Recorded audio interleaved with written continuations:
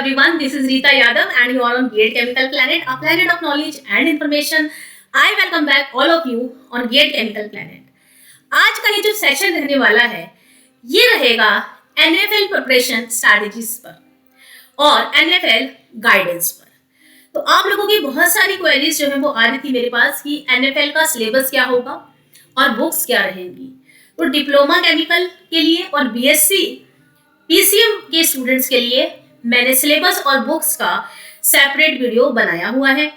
आप description box में जाकर लिंक पर क्लिक करके उन वीडियोस को देख सकते हैं या फिर आई बटन पर भी मैंने आप देख सकते हैं ऊपर ये आई बटन आता है, वहां पर मैंने लिंक जो है वो डाले हुए हैं। चैनल की प्लेलिस्ट पर जाकर आप देख सकते हैं, सारे वीडियोस वहां पर आपको मिल जाएंगे। तो अब बात कर लेते हैं कि जो NFL का एग्जाम है वो कैसे आने वाला है, उसमें नंबर ऑफ क्वेश्चंस कितने रहते हैं।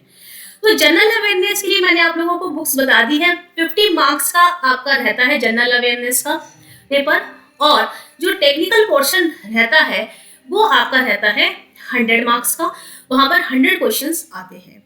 तो यहाँ पर सबसे पहले हम बात करेंगे कि जो आपका 100 मार्क्स का ये पेपर आने वाला है इसमें आपके जो सिलेबस है वो कौन कौन सा रहेगा और उसमें कैसे क्वेश्चंस पूछे जाएंगे।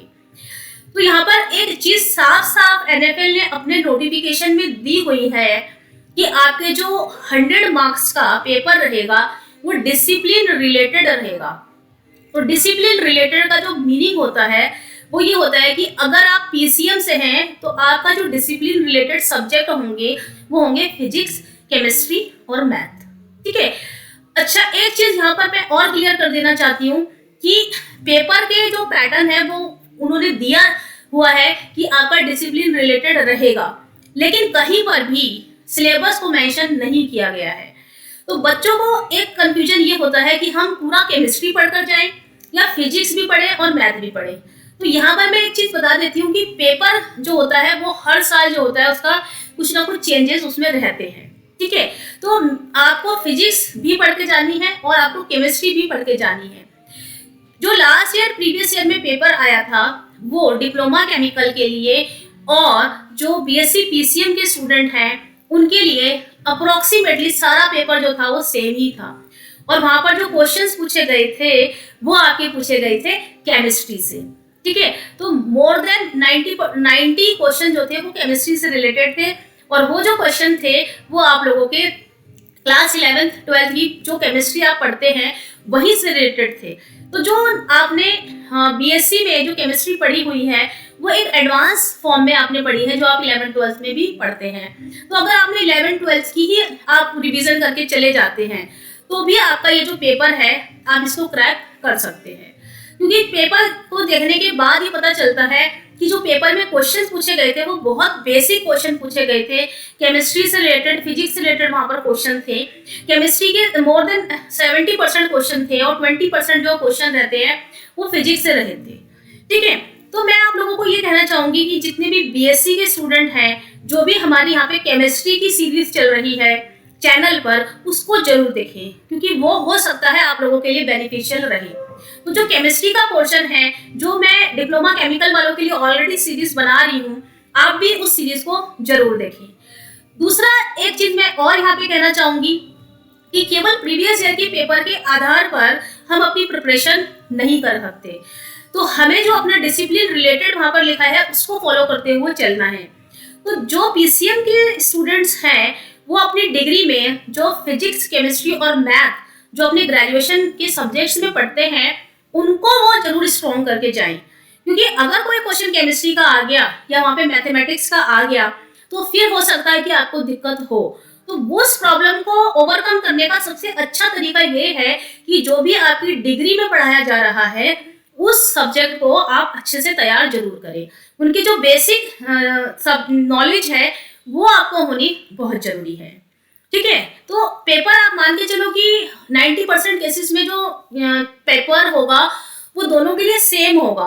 इसका एक रीजन ये भी है कि जब आप सेम पोस्ट के लिए पेपर देने जाते हैं तो जो कंपटीशन लेवल होता है उसको सेम रखने के लिए जो पेपर होता है वो सेम दे दिया जाता है। तो जो आपका पोस्ट है वो है जूनियर इंजीनियरिंग असिस्टेंट प्रोडक्शन के लिए, क्योंकि आप सेम पोस्ट के लिए डिप्लोमा वाले भी जा रहे हैं और बीएससी वाले भी जा रहे हैं, तो कंपटीशन का जो लेवल है उसको बरकरार रखने के लिए क्या होता है कि जो पेपर होता है वो दोनों को सेम दिया जाता है।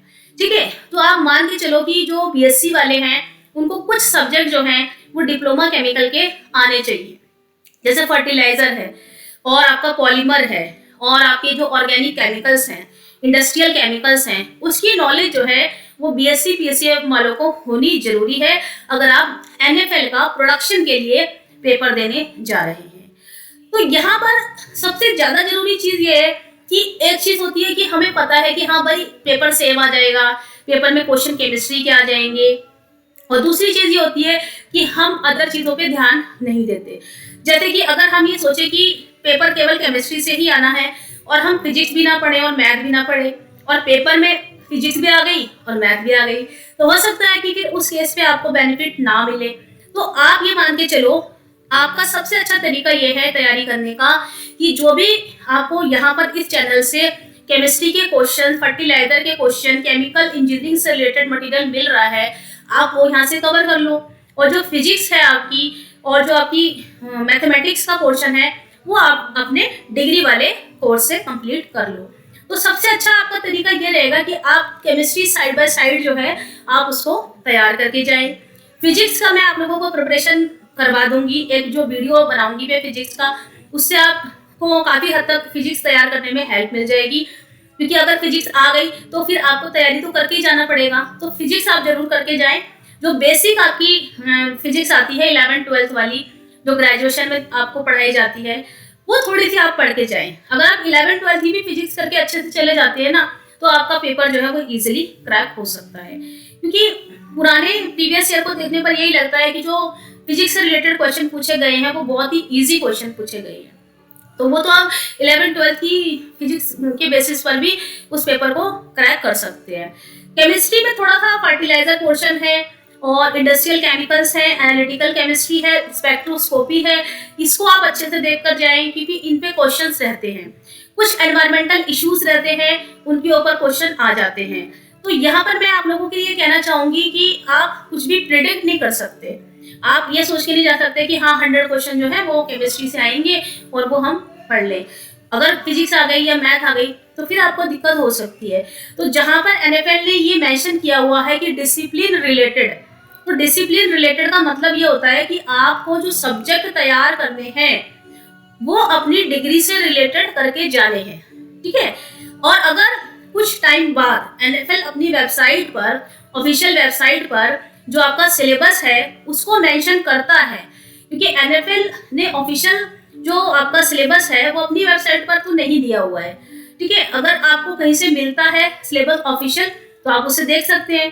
तो जो भी सिलेबस हमारे पास अवेलेबल होते हैं वो प्रीवियस ईयर के पेपर के आधार पर डिजाइन होते हैं। ठीक है, तो जो आपका जो सिलेबस है आप उसको एक बार डिसिप्लिन रिलेटेड के साथ कंपेयर करें और फिर उसके बाद जो भी मैंने आपको सिलेबस बताया है उस सिलेबस को ऑब्जेक्टिव क्वेश्चन आंसर उसकी फॉर्म में ही लगाएं। उस सिलेबस को लेकर ऑब्जेक्टिव क्वेश्चन आंसर आप लगाएं।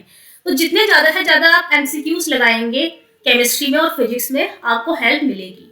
ठीक है, तो यहाँ पर मैं केवल इतना कहना चाहूंगी कि आप किसी भी सब्जेक्ट को नेग्लेक्ट करके कॉम्पिटेटिव एग्जाम में मत जाएं। हो सकता है कि उससे रिलेटेड क्वेश्चन आ जाए और आपको लगे कि नहीं हमने तो केवल केमिस्ट्री पढ़नी थी, तो हो सकता है कि आपके लिए ड्रॉबैक वहां पर कंसीडर किया जाए। तो आप सारे सब्जेक्ट पढ़िए, जो भी आपके डिसिप्लिन रिलेटेड सब्जेक्ट है वो पढ़िए। डिप्लोमा केमिकल वाले जो सब्जेक्ट्स है वो mass transfer, thermodynamics, heat transfer, fluid mechanics, mechanical operation, instrumentation and process control, ये सारे सब्जेक्ट आप तैयार करके जाए, कहीं से भी क्वेश्चन आ सकता है।